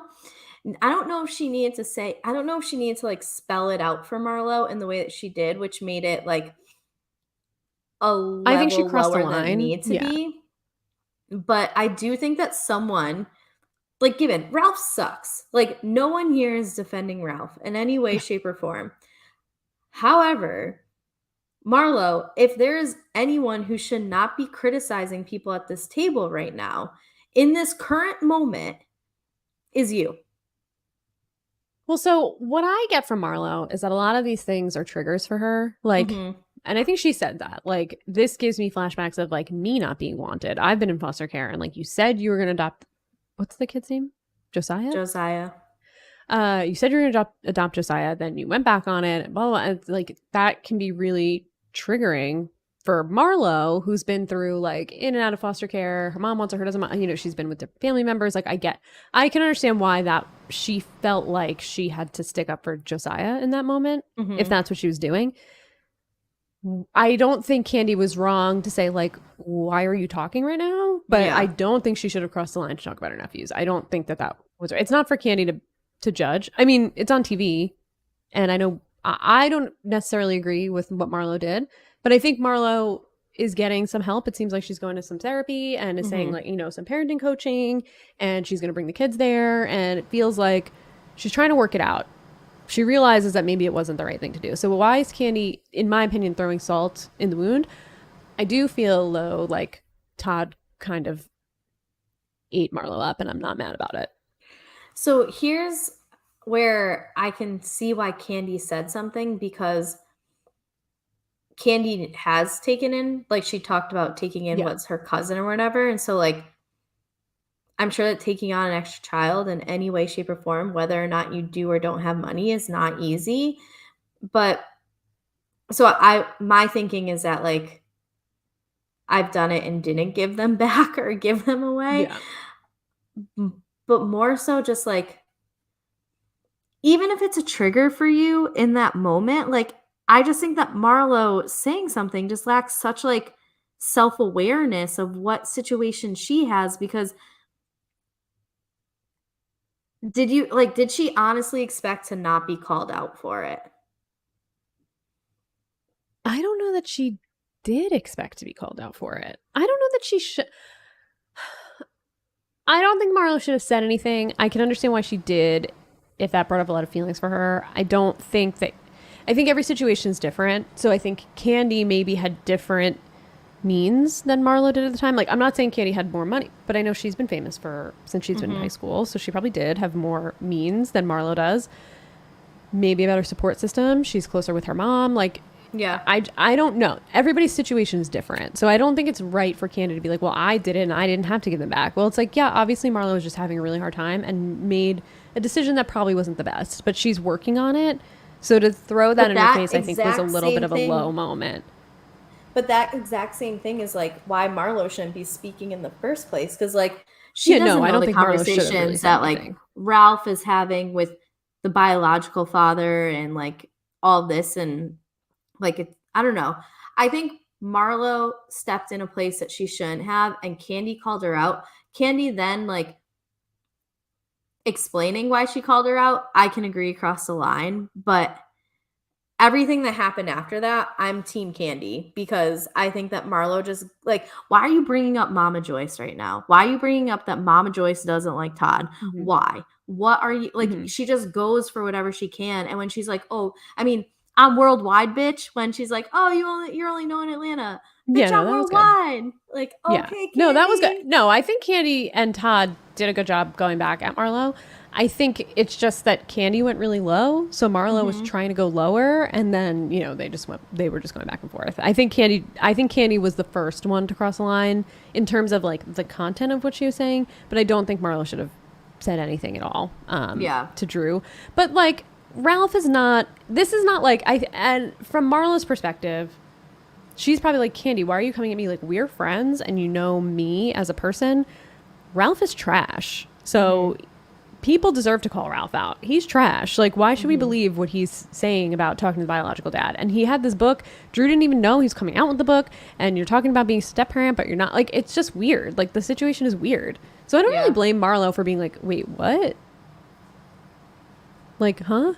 I don't I know. think I will say that Marlo maybe overstepped in terms of like her assumptions about what's going on in that situation where Candy went low in terms of like straight up saying like she could have implied it and maybe gotten away with it a little bit more. But I also don't think that Marlo and Candy are really friends. I think that like they've been maybe like stoic in terms of their Yeah. friendship at best. And Candy says at one point, like, the amount of time she's taken shots at me, she's taken shots at my husband and Mm-hmm. whatever. But like Marlo's also done that with like almost everybody. Um, I'm not I can understand that like with a Kenya, with a Candy, other people she's had like issues with that like you don't start at niceties and you Yeah. start where it went. Um, I don't think she should have said the nephews thing, but everything else I stand behind Candy in because I think that Marlo then went like, why are you bringing Todd into this? Why are you bringing her mother Yeah. into this? And Todd just exposing her ass was Well, Todd was my hilarious. favorite part of this whole thing. I Hmm. mean, like, Todd went off. Good for Rightfully so. Todd. He's like, you don't remember where I came from. I was in production. Like, I know how you got in this crew. And I was like, you know what? Good for you. See, this is what I like from Todd. Hmm. And to compare Todd to Ross for a second, did we see Hmm. this or is it just a preview? I was like, who the fuck is Ross? But then I remembered. Sonya's husband. Yes, yes. It's all blending together right now. Did we see where he stood up and was like, Yeah, I think it was don't, the end of the episode last night. okay, just checking. I couldn't remember if it was the preview or not because we've seen I it so think it's many like times right in around where it previews. ended. Yeah. Yeah. Um, in that moment, it's like, okay, thank you, Todd. Because I think Todd has done a decent job over the years of becoming like more and more Candy will handle her shit. I'm not getting Yeah. involved in the women's drama. But in that moment, like Todd had every right to say something Oh, where yeah. She was attacking Todd. He had every right to speak up for himself, for sure. like Ross is Yeah, like, sit standing down, up. sir. Yeah, Sit like down. Sonya's a big girl. Yeah. Have a She can seat. handle herself. Don't come at my wife that way. Yeah, like, Shut do you up. not know what the show is? Yeah. Have a seat. Yeah. Don't come at these women that way. How about that? Shut up. Right. But I think that online, on Twitter, on Reddit. A lot of people have been like, Candy is boring, get her out of here. And like, if it takes her and Marlo fucking going at it to keep Candy around and for us to realize like, no, when you get Candy going, she goes. Yeah. I mean, this has been people have been saying this about Candy since she's been on the show. Like, she's not interesting, blah blah blah. What does she bring? But I think what you like in a housewife is like the level-headedness. I think that is kind of what she brings to the show, and she kind of can, glue some of the group together. So I think she brings something important. I don't think it's time for her to go. I just haven't been on her side very much this season at all with like the vibrating underwear, and I don't know that I'm on her side here. Like, I'm on her side with everything Marlo said after. Yeah. But I was not on her side when she brought up the nephews. No, I can get that. And she's kind of dragging it out a little bit. Like, Marlo's like, you're still mad about this? And she's like, don't fucking talk to me. That's very Candy, though. Candy will hold on to things a little bit longer. Where Marlo, I feel like, can fight and then just be over it the next day. Yeah. Well, she has to with how often she is, like, saying fucked up shit to people. But that's what I like, that they can, like, one day be, like, going for each other's jugulars and the next day be just, like, laughing it up, having a good time, joking around with each other. That's what I like about these women. So I don't want it to be a long, drawn out. This is what's so good about Atlanta, is because I feel like these feuds don't last super long. And even if they do, like Kenya and Marlo has been lasting most of the season, we still get like funny moments here and there. Whereas like in Beverly Hills, like one fight will be the entire season of the show. And I don't want that to be next 3 seasons. Yeah, exactly. And I don't want that to be what happens here, which I don't think it will, but yeah, I feel like, I mean, Candy forgave Portia, so this isn't nearly as bad. Yeah. I just understand because, like, I think Marlo has, especially with Candy, or not with Candy, especially with Kenya, but Candy as well, where it's just like, Candy's seen a lot of it. Candy's seen her where Marlo is best friends with Kenya, and then they're enemies the next week, and best friends with Nene, and then enemies the next week, where, like, Marlo will say what she needs to like, to make you bleed. And so I guess I just like, I'm glad, I almost like, if you ignore that it's fucked up, I'm kind of glad that someone like did it to Marlo first, where I feel like Marlo always is the one that like, then it's okay, it escalates because of her. Like, I'm almost glad she got a taste of her own medicine. Like, yeah, it's for a fucked up reason or whatever, but this is the same woman that said, like, no wonder your mother didn't love you to Kenya. And yeah, I mean, Marlo said a lot of not great things in the past. So I kind of appreciate that, like, someone beat Marlo to the lowest road. That's fair. That's fair. And I think Todd really, like I said, he ate her up. He really fucking went for her, and she had nothing to say. Like, yeah, like, you bought your way on here. I need to rewatch that part because Todd just went off. Yeah. Good and you, I'm Todd. not Todd's biggest fan. No, I know. I liked it in that moment. Yeah, I think that was good on you, Todd. And I mean, we've talked about Candy a bit. And then Marlo integrated into it. So what, anything in addition to for Marlo? No, I mean, I think I'm glad that Marlo is a full-time housewife this season. I'm glad that we get to see everything that's been going on with her and her nephews and kind of just like her journey. I'm glad that she's going to speak to a professional. Was he a therapist or a parenting coach or both? I think he was a parenting coach or something. Yeah, it seemed like right? a coach. I'm glad that she went and spoke to him and that she wants to bring the boys back. I'm glad that she wants to take the boys back into her home. I'm looking forward to seeing how this all turns out. But I don't feel like in general much has happened in Atlanta over the last 3 weeks. And that's not a bad thing. I mean, every episode has still been really good and entertaining, and I enjoy more than any other cast, I think.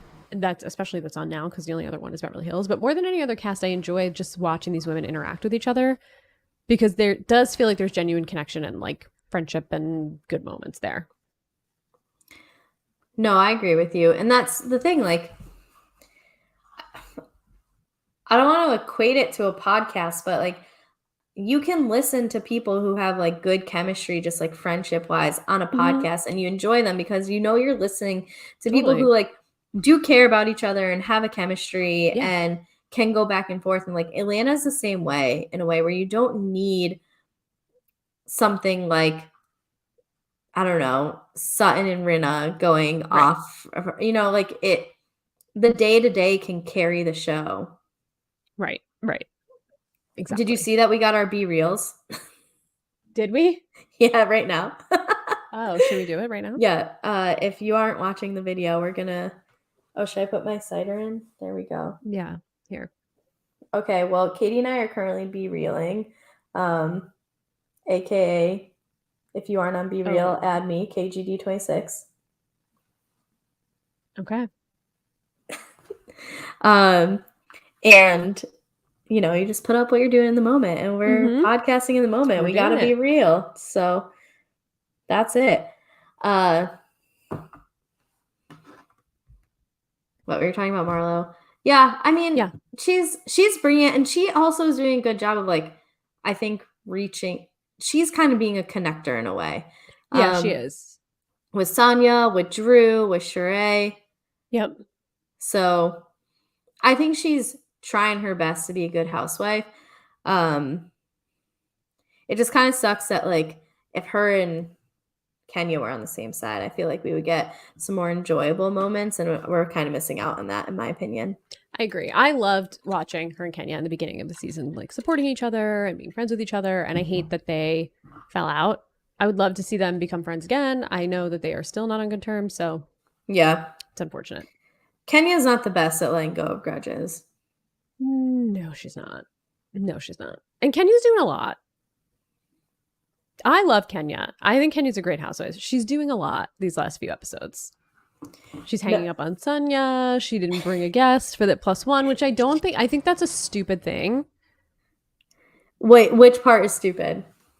That Sonia was like requiring them to bring a +1.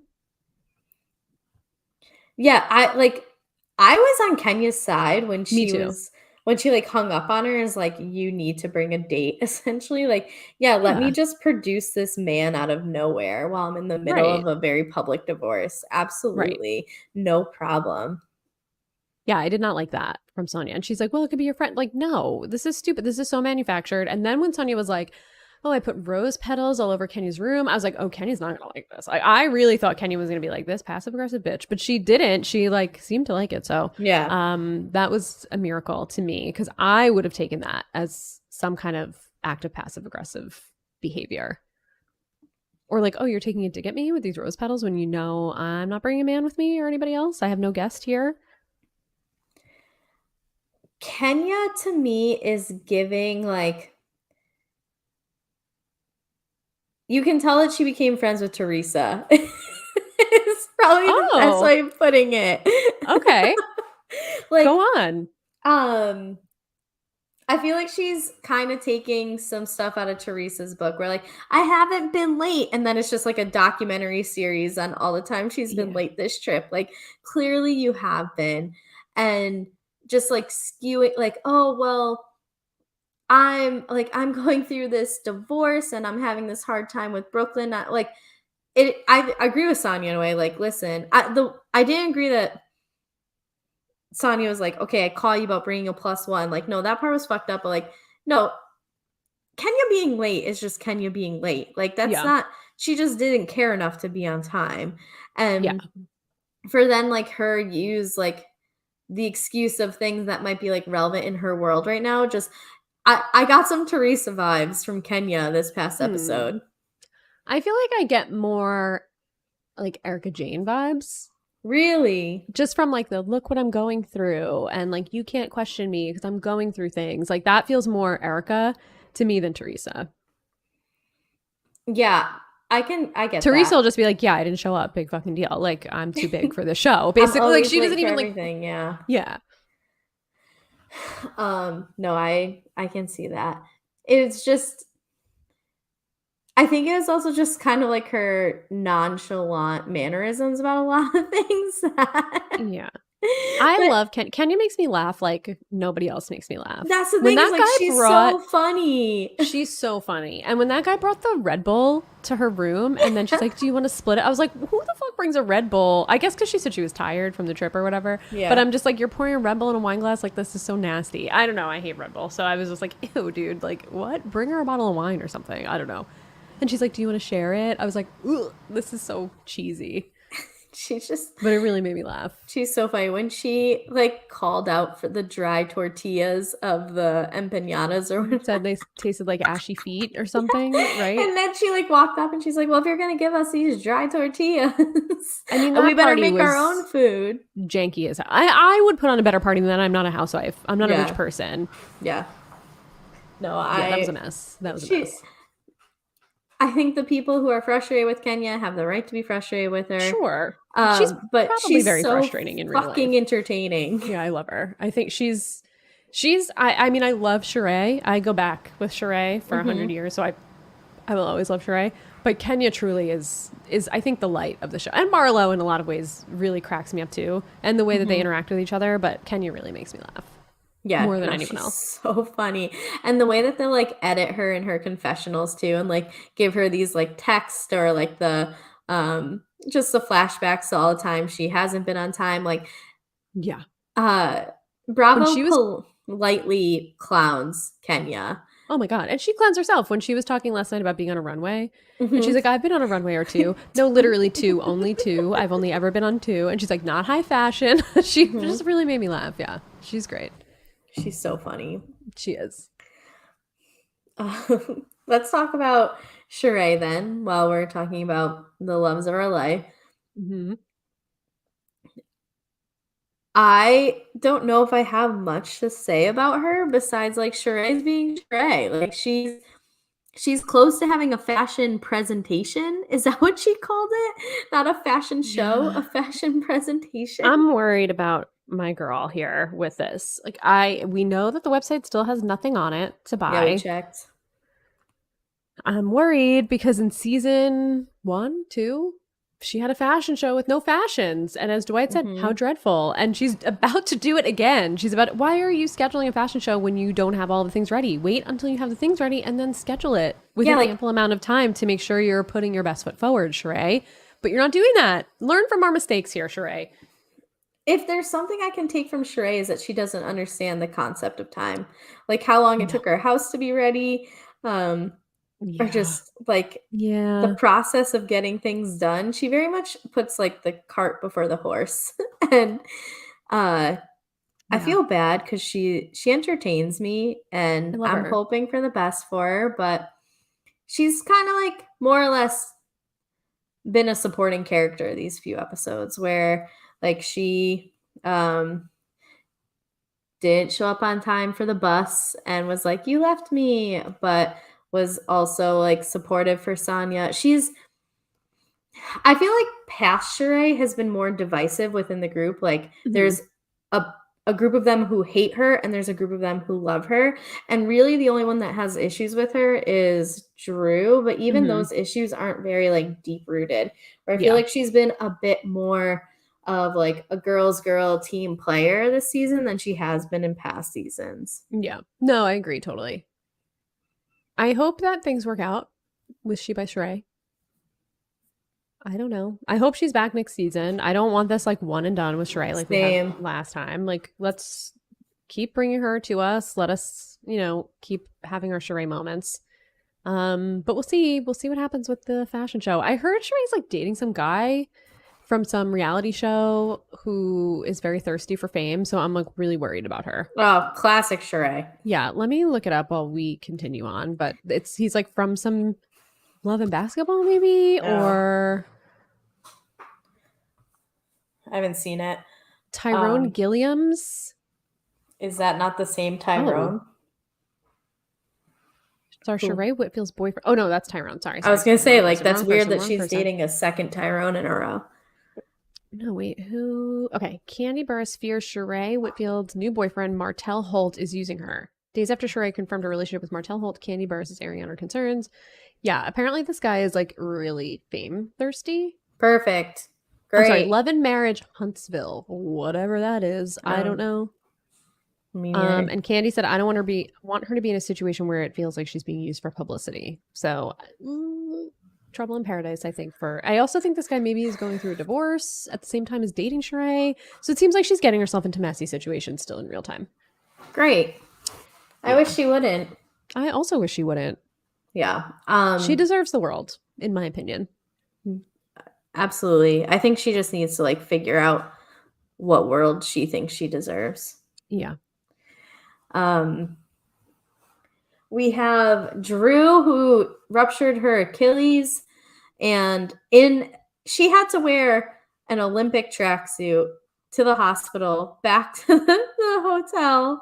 I was laughing at all that, but this was very weird to me. The so, whole thing. All right, I'm not going to defend Drew here, but as someone who, growing up, I had Achilles tendonitis. Like, I was not able to walk if I wore the wrong shoes. Like, until I figured out that I had it, and all I had to do was like put those like Dr. Scholl's gel inserts in, and I was fine. When your Achilles are weak, like, that shit fucks you up. Both my doctors, when I was in like middle school, because that's like when all this came around, they were like, I would not be surprised if you like tear one or both of your Achilles in your lifetime. I'm like, cool, geez. thanks. Looking forward to it. Oh my God. Luckily, like, I think we caught it early enough that I started like wearing the right shoes to like support it or whatever. So if your Achilles are fucked up, like I mean, there's a whole like Achilles heel thing for a reason, all that. So I do feel bad for her, knowing that like my Achilles weren't even like torn, ruptured, anything of the sort, and I couldn't walk. Like, I believe that she was hurt, but she went and got x-rayed. Like an absolute mess. She's a mess. She's a mess. She doesn't fit in with me for this group. She's just kind of weird. Yeah. And I like weird, but she's just weird on like another level. Like, her relationship is weird. Her drop it with Drew is weird. I mean, what is Fatum found all these different identities for her. Her husband has a book. She doesn't even know he has a book deal. It's like, it's all weird. It's all weird. I don't need Drew. Like, if we're talking, I know that we want to like completely dismantle the Beverly Hills cast. I really don't need the Atlanta cast dismantled. You can bring back everyone except Drew, and I'd be happy. And throw like Monyetta in for Drew. I like Monyetta. Yeah. Monyetta gives me like Candy level-headed vibes. Exactly. And I think like she could act, if you give someone to Candy who's in the same realm of like thought process, they're going to talk a lot of shit with each other. And I love that. I love having the peanut gallery on the side, just like sitting there talking their shit. I'm cool with Monyetta taking Drew's spot. Drew is like, she tries too much. The fact that we had to make a rule of no props for this trip, like, and that's her thing, that's a dumb thing. Like, I don't know. I just thought it was funny that she was like hobbling back into the hotel in Sonya's USA Olympic outfit. I don't even know why she put that outfit on. I'd be like, I'm good. Sonya peer pressured her. She wants to be friends with Sonya again. Yeah, I guess so. Let me see. So is Sonya the only one we haven't talked about? Yeah, I think so. All right. We're on her Jamaica trip during this, and like the leading up to it, she had a party for whose birthday? Well, she had a party, I think, to like talk about the trip, but then realized it was Sheree's birthday, so put a janky ass party together right before, and it was a mess. Yeah, it was not the best Housewives party I've ever seen. No, it might have been the worst, actually, I think I've ever seen. Truly. Like, it's very possibly the worst. And so she brings women to Jamaica, and instantly her Jamaican accent comes out, which like is interesting to me. That's all I'm gonna say. Okay. For fear of, I don't want to be offensive, so that's good. Yeah, like, here's a boundary I'm willing to draw. I mean, let's put it this way. So my mom is from Scotland, but like she came here much younger than Sonya did from Jamaica, and like My mom does not have an accent. Mhm. However, if you get her around other Scottish people, there's some parts of her speech that become Scottish I in think this that tends to accent. happen with people, though. Right. And so it's just strange going from like her in confessional to like then she's in Kingston, Jamaica, talking to the woman bringing her in, and like we need subtitles because of her accent. And I'm just like, Oh, I didn't where even is this notice it. coming from? Sorry. Hi, Nitro. I actually didn't even notice that her accent changed, personally. Really? I really didn't. I really didn't Okay, notice. next week you But gotta to be watch. honest, I don't pay a lot of attention to Sonia, so that could be why. Yeah, okay. Because she bores me. So that could be why. But I really didn't notice. Yeah, she's like fine, I guess. But in to Mm. me, the value she serves right now is she's currently Marlowe's number one. Or I maybe find, 1B. Maybe Sheree's her yeah, I think 1A. Sheree's the true number one. I find Sonia very annoying. And I think she puts too many rules in place. I think she's too much of a stickler. I think she and her husband don't know what show they signed up for. Like, get it together here. Like, these women are going to be late. The Mm-hmm. Atlanta women are known for being like, remember in Yeah. Japan? Do you remember? And like, who was it that was like hours late? Like, weren't they sitting on a bus and like the Japanese tour guide was like pissed because it was like disrespectful to their culture for how late they were? Like, this is what they do. Like, this is Yeah. Atlanta Housewives to their, this is what, like, we see it on every trip. Like, who cares? Mm-hmm. Who cares? Who cares to, I just don't, to go see your track? I don't Yeah. care. I I don't don't like this care. strip the way that like No, this is lame. it's This trip is very lame. And it's like Sonya over. oriented and Right. it doesn't need to be. Like let people go have fun. Right. So I was glad when she called Kenya and was like, I'll do my best to hurry. And then you see Kenya 5 minutes later, just like, opening the These bl-. I'm like, yes, yeah, Kenya, this taking is like like what I want pictures. from you. Yeah. I'm like, I love this. I Yeah. love that we got the flashback of Sheree saying I was in the lobby at 9:30 and then you see her at the beach on at see her at the beach at 9:30. Like I Yeah. like that. Mm-hmm. I No, just feel I absolutely. find Sonya boring and like too regimented for Yeah. this cast because we know that's just not who they are. Yeah, no, I agree with you. I'm interested to see how things I think she can like maybe become a little bit more fluid with like buddying up with Marlo, but I'm not confident in that. Well, I agree with Marlo's original statement is that she's a clout chaser. So I think she Yes. realized that she can't get any more. She's in a bad place with Kenya now Mm-hmm. because of Kenya hanging up on her and whatever. So now she's close to Marlo. And I think Marlo is probably just like, oh, you want to be against Kenya? Then like come with me. So I feel Sonya's really not genuine. Yeah. Um, Also, I don't like her husband standing up and being like, don't come at my yeah, wife. Like, that's true. what show are you on? Yeah. No, I agree. But that is all of our housewives. Do you have anything else you want to say about Atlanta? No, I don't think so. I think it seems like we're probably going to be ending the season soon. Usually when we get to these trips, it's like we have one or two more episodes afterward and then the Yeah. season's over. And I think they did just film the reunion. I heard, and I don't know, I didn't read a lot about it.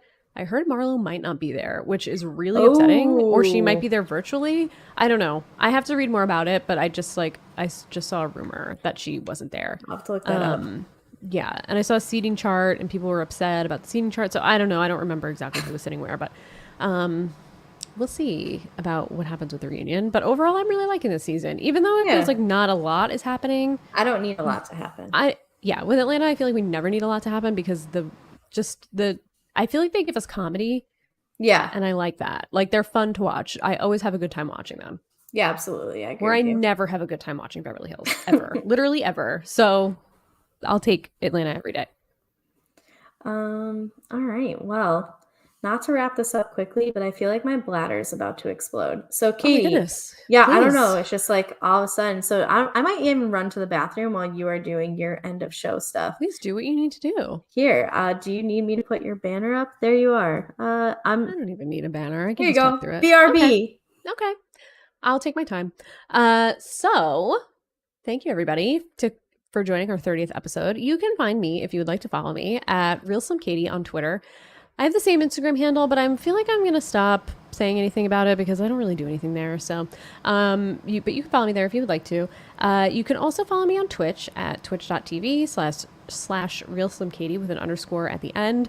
About a week ago, a little over a week ago, I had a very successful charity stream for the Bridget Alliance, which helps women who need abortion services. And it's a really, really, really great, really, really great charity who helps with anything logistical that you may need if you need to cross state lines, if there is a reason that you can't get an abortion in your state, like the recent ruling from the Supreme Court that is striking down Roe versus Wade. So they provide transportation, they provide logistical support if you need money for food, if you need money for travel, if you need healthcare, if you need lodging, anything like that. So they're a really, really great service. So the link is on my Twitter if you would like to donate. The link is still active.